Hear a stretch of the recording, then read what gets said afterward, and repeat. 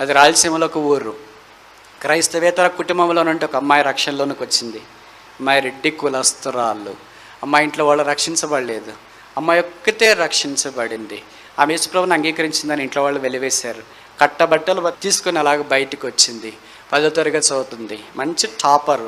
విశ్వాసులు ఎవరో చేరదీసి బాబోగులు చూసుకుంటున్నారు.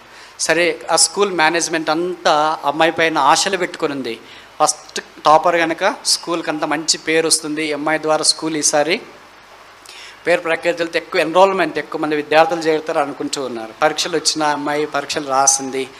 ఆ తర్వాత రిజల్ట్స్ రానే వచ్చినాయి. రిజల్ట్స్ చూస్తే అన్నిట్లో మంచి మార్కులు వచ్చినాయి. ఒక్క సబ్జెక్ట్లో ఒక్క మార్కులో ఫెయిల్ అయింది. ఇక మామూలు మనకు తెలుసు కదా, ఇరుగు పొరుగు విశ్వాసాలు అమలాక్కులు ఎలాగ తిట్టాలో అలాగ సాధారణంగా తిట్టేశారు. నువ్వు ఊరికే భౌతికంగా ఆత్మీయురాలు అంటున్నావు, ఇంట్లో నుండి బయటపడ్డావు, ఇప్పుడు ఫెయిల్ అయిపోయావు చూడు, ఇంట్లో వాళ్ళు ఏమంటారు, వాళ్ళకి ఏం మొక్కను చూపిస్తాం, మందిలో వాళ్ళకి ఏం మొక్కను చూపిస్తాం, కాలేజీలో స్కూల్లో ఏం మొక్కను చూపిస్తాం, వేరే వాళ్ళందరికీ ఏం చెప్తాం. అంటే అమ్మాయి చాలా కురింగిపోయింది. బాగా చదువుకునేది, బాగా ప్రార్థన చేసుకునేది, బాగా మందిరానికి వచ్చేది, ఆత్మీయతలు ఏం తక్కువ లేదు, చదువులు కూడా ఏం తక్కువ లేదు. కానీ ఒక్క మార్కులో ఒక్క సబ్జెక్ట్లో ఫెయిల్ అయింది. ప్రార్థన చేయడం ఆరంభించింది. దేవా, ఎందుకు ఇలా జరిగింది నేను ప్రశ్నించను, నేనే దానికి బాధ్యతరాలయ్యాను, కానీ నేను పాస్ కావాలి. సరే, స్కూల్కి వెళ్ళింది. ప్రిన్సిపాల్ చూసినాడు. నీ ముఖం చూడడానికి కూడా నాకు ఇష్టం లేదు, గెట్ అవుట్, వెళ్ళిపో ఎక్కడి నుండి. నీ మీద ఈ స్కూల్ ఎన్ని ఆశలు పెట్టుకునేది ఒక్కసారి కూల్చేసావు. అమ్మాయి ఏం మాట్లాడలేదు, అలాగే నిలబడింది. వాడు ప్రిన్సిపాల్ అన్నాడు, సరే ఇంకేం చేస్తాం, అయిపోయింది కదా, నువ్వు వచ్చినా ఇంకెలాగ వెళ్ళలేవు కదా, అంటే సప్లిమెంటరీ మధ్యలో ఎగ్జామ్స్ రాస్తారు కదా, వాటికి అప్లికేషన్ ఇచ్చేసి ఫోటోలు ఇచ్చేసిపో, ఇంకా ఎగ్జామ్స్ రాసిన తర్వాత నీ బతుకు నువ్వు బతికిపో. అమ్మాయి చెప్పింది, నేను సప్లిమెంటరీ రాయను. రాయకపోతే ఎలాగ పాస్ అవుతావు అమ్మా, నేను పాస్ కావాలా, రాయను. అరే రాయకపోతే పాస్ ఎలా అవుతారు, రాస్తేనే కదా పాస్ అవుతారు. లేదు నేను రాయను, నేను పాస్ కావాల్సిందే. ప్రిన్సిపాల్ అన్నారు, రాయకపోతే పాస్ కావు, చెప్పేది అర్థం చేసుకో. యేసుప్రభువుని నమ్ముకున్నానని ఇంట్లో నుండి బయటకు వచ్చినావు, ఇప్పుడు ఎక్కడో అడిగి ఉంటున్నావు, ఇప్పుడైనా మాటలు విన్ను. లేదు నేను రాయను, కానీ నేను పాస్ కావాలా. ఆవిడ ప్రిన్సిపాల్ అన్నాడు, నేను చెప్పిన మాట నువ్వు వినట్లేదు కనుక నీ సావు నువ్వు సావు. బయటకు వచ్చింది. కొంతమంది విశ్వాసులు కూడా అన్నారు, అమ్మాయి రాయడం, సప్లై రాయడం తప్పేం కాదు, ఫెయిల్ కావడం తప్పేం కాదు, కొన్నిసార్లు అలాగ జరుగుతుంటుంది, రాయ్, నేను రాయను. రాయకపోతే ఎలాగ పాస్ ఎట్లా అవుతావు, నేను పాస్ కావాలా, నేను రాయను. రాయ అమ్మాయి. చాలా మంది బతిని అన్నారు. అప్పుడు అమ్మాయి చెప్పింది, this conflict is between me and my God. ఈ సంఘర్షణ నాకు నా దేవుడికి మధ్యలో. అంకుల్ మీరు మధ్యలో రావద్దండి, ఆంటీ మీరు మధ్యలో రావద్దండి, ప్రిన్సిపల్ సార్ మీరు మధ్యలో రావద్దండి. 10వ తరగతి అంటే 15 ఏళ్ల వయసు, ఒక టీనేజర్, ఇంట్లో నుండి బయటకు వచ్చిన అమ్మాయి, దేవుని కొరకు జీవించడానికి ఇష్టపడిన అమ్మాయి, దేవుడు అనుమతించిన పరిస్థితిని సవాలుగా తీసుకుని దేవుడిని అలాగ నిలబెట్టి దేవుని ఎదురు నుండి సమస్తం పొందటానికి తీర్మానం చేసుకున్న అమ్మాయి. దేవుడు అనుమతించిన ఆ పరిస్థితిని బట్టి చూసి మిగతా వారంతా చలించిపోయారు. ఇప్పుడు అమ్మాయి చెప్పింది అంటే, ఇది దేవునికి నాకున్న సంఘర్షణ, మధ్యలో మీరెవరు రావద్దండి. ఇక్కడ కూర్చున్న మీలో కూడా చాలామంది అలాంటి సంఘర్షణ గుండి వెళుతుంటారు. ఎవరికి చెప్పుకోలేరు, ఎవరితో మాట్లాడలేరు. ఎవరితో చెప్పినా, ఒకళ్ళు భర్త భార్య ఇరుగు పొరుగు వారితో చెప్పినా, నీ సావు నువ్వు సావు, నాకెందుకు చెప్తావు ఆయన వాళ్ళు చాలామందికి ఉండవచ్చు. అలాంటి సంఘర్షణ గుండి వెళుతున్నావా? నీకు ఆధారమైన దేవుడు నేను విడిచిపెట్టాడు. ఇశ్రాయేలుకు ఆధారమైన వాడు నరుడు కాడు, అబద్ధమాడు, పశ్చాత్తాపడ్డు. యెహోవా కనుదృష్టి యథార్థవంతులు బలపరచుట కొరకై లోకమందంతటా సంచారం చేస్తుంది. అమ్మాయి రాయనని చెప్పింది, వాళ్ళు రాయాలని చెప్పారు. తర్వాత పాస్ కావాల్సిందే, నేను టాపర్ కావాల్సిందే, దేవునికి మహిమ రావాల్సిందే, కానీ నేను రాయను. ఇది ఎలాగో, రాస్తేనే కదా పాస్ అయితే రాయ్, నేను రాయను. మూర్ఖంగా వాదిస్తున్నావా? కాదు. ఇది నాకు దేవుడికున్న సంఘర్షణ. ఎందుకు నాకు ఇలాగైపోయింది, ఎందుకు భార్య చనిపోయింది, ఎందుకు భర్త చనిపోయింది, ఎందుకు పిల్లలు ఇలాగయ్యారు, ఎందుకు ఈ అనారోగ్యం, ఎందుకు ఈ పేదరికం, ఎందుకు ఈ కన్నీరు, ఎందుకు ఈ రోగం, ఎందుకు ఈ ఆక్రందన, ఎందుకు ఈ ఓటమి, ఎందుకు ఈ పతనం, ఎందుకు ఈ శాపం? నీకు దేవుడికున్న భవిష్యత్ సంఘర్షణ ఏమో. వేరే వారందరూ పాస్ అవుతున్నా, నువ్వు ఫెయిల్ అవుతున్నావేమో. వేరే వాళ్ళంతా సెటిల్ అవుతున్నా, నువ్వు సెటిల్ కాలేదేమో. వేరే వారంతా ఇబ్బందికరమైన పరిస్థితి గుండా లేరు, నువ్వు మాత్రం ఇబ్బందికరమైన పరిస్థితులు గుండా ఉన్నావేమో. కానీ నీ దేవుడు నిన్ను విడిచిపెట్టాడు. ఇప్పుడు అమ్మాయి ప్రార్థన చేస్తూ వచ్చింది. ఆ తర్వాత జరిగిన రాజకీయాలు నాకంటే మీకు బాగా తెలుసు. ఆంధ్రప్రదేశ్ చరిత్రలో అలాంటి రాజకీయాలు ఎప్పుడూ జరగవు, ఒకే ఒక్కసారి జరిగింది.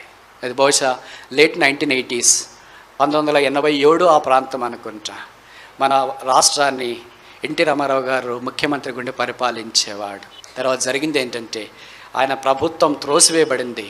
నాదెండ్ల భాస్కర్ రావు ముఖ్యమంత్రి అయ్యాడు. ఒకే ఒక నెల ఉన్నాడు. ఆయన ఉన్న ఒక్క నెలలో మొట్టమొదటి ఆయన ముఖ్యమంత్రి అయిన వెంటనే చేసిన పని ఏమో తెలుసా? మీలో అప్పుడు పాతకాలం రాజకీయాలు తెలిసిన వాళ్ళకి పరిచయం ఉంటుంది. ఏ క్లాసులోనైతే 10వ తరగతిలో ఒక్క మార్కులో ఫెయిల్ అయినారో వారికి ఒక్క మార్కు గ్రేస్ మార్క్ కలపండి. దాన్ని మొట్టమొదటి ఆ ఫైల్ మీద సంతకం చేశాడు. అంతే, ఒక్క మార్కులో ఫెయిల్ అయిన వారికి అంతా రాష్ట్రం అంతటా గ్రేస్ మార్క్ కలిపినారు. రిజల్ట్స్ వచ్చినాయి, అమ్మాయి కళ్ళు చెమ్మగిల్లాయి, కాలేజ్ అంతా వణుకు పుట్టింది, చెప్పిన విశ్వాసం అంతా ఏం మాట్లాడాలో తోచలేదు. ఇప్పుడు ప్రిన్సిపాల్ దగ్గరికి వెళ్ళింది అమ్మాయి. ప్రిన్సిపాల్ కళ్ళ నీళ్ళు పెట్టుకున్నాడు. నీ దేవుడు గొప్పవాడు, నీ సంఘర్షణలో దేవుడు తప్పిపోలేదు. దేవుడి సన్నిధిలో ప్రార్థన చేసినప్పుడు 15 ఏళ్ళ అమ్మాయిని పాస్ చేయడానికి దేవుడు ప్రభుత్వాన్ని తలకిందలా చేశాడు. ఊహించండి, 15 ఏళ్ళ అమ్మాయి కొరకు రాష్ట్రాన్ని తలకిందలు చేసి ప్రభుత్వాన్ని మార్చడం దేవుడికి సాధ్యం. నీ కష్టాలు, నీ శ్రమలు, నీ ఇబ్బందులు గుండా వెళుతున్నప్పుడు నీ పరిస్థితులన్నీ ఆయన తలకిందలు చేయగలడు. ఎవరు ఊహించినారు ఎన్టీ రామారావు తోసిపోయి పడతాడని? ఎవరు ఊహించినారు నాదెండ్ల భాస్కరరావు తిరిగి ముఖ్యమంత్రి అవుతాడని? ఎవరు ఊహించినారు ముఖ్యమంత్రి అయిన వెంటనే మొట్టమొదట ఒక్క మార్క్ కలపాలని ప్రవేశపెడతాడని? ఆ గ్రేస్ మార్క్ దేవుడు తన పక్షాన్ని ఎంతైనా కార్యం చేయటానికి తనకు రుజువు. ప్రిన్సిపాల్ దగ్గరికి వెళ్తే ప్రిన్సిపాల్ ఏం మాట్లాడుకో, ఈ మాట మాత్రమే మాట్లాడాను. గాడ్ ఈజ్ గ్రేట్, నీ దేవుడు గొప్పవాడు, నేనేం మాట్లాడలేను. ఇప్పుడు చెప్పింది అమ్మాయి, చెప్పండి సార్, నాకు మొండి పట్టు, నా సావు నన్ను చావమన్నారు కదా, నేను చావలేను, బ్రతికొచ్చాను చూడరా, నేను చావలేను, బ్రతికొచ్చాను చూడరా. దేవుని యొక్క గొప్పతనం విశిష్టమైనది. ప్రిన్సిపాల్ చూసిన తర్వాత ఆమెను అభినందించాడు. అభినందించుకుని ఉండలేకపోయాడు. కాలేజీ, ఆ ఊరంతా ఒక్కసారిగా కాళ్ళు విప్పింది. ఒక్క అమ్మాయి ఒక్క మార్కులు ఒక్క సబ్జెక్ట్లో ఫెయిల్ అయితే ఆ ఒక్క సబ్జెక్టులో ఒక్క మార్క్ కలపటానికి దేవుడు ప్రభుత్వాలను మార్చినాడు. ఈ దినాల్లో అలాంటి అమ్మాయిలు దేవుడికి కావాలి. యేసుక్రీస్తు నిన్న నేడు ఏకరీతిగా ఉన్నాడు. మనం మారాం, ఆయన మారలేదు. మనం అపనమ్మకంగా ఉన్నాం, ఆయన నమ్మకత్వంలో మార్పు లేదు. మనం అబద్ధం ఆడాం, ఆయన అబద్ధం ఆడలేదు. మనం నష్టపోయాం, ఆయన అలాగ చేయలేదు.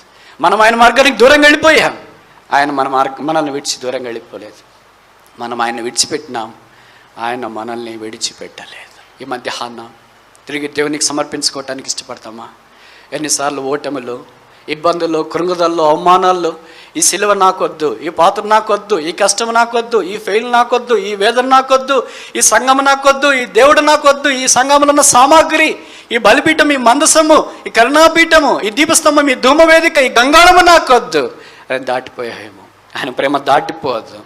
నిన్ను వెంటాడే ప్రేమ, నిన్ను బంధించే ప్రేమ, నీ హృదయాన్ని ఆకర్షించే ప్రేమ, నీ జీవితాన్ని మార్చే ప్రేమ, పరిస్థితులను చక్కజేసే ప్రేమ, తలక్రిందలుగా మార్చే ప్రేమ, జీవితాన్ని సరిచేసే ప్రేమ, ఉద్ధరించే ప్రేమ, పడిపోయిన వారిని లేపే ప్రేమ, ఆవేదన కలిగిన వారి గాయాలను కట్టే ప్రేమ, గుండె చెదిరిన వారిని బాగు చేసే ప్రేమ, దైవిక ప్రేమ, నిరంతరం ఉండే ప్రేమ, క్రీస్తు ప్రేమ, దేవుని ప్రేమ.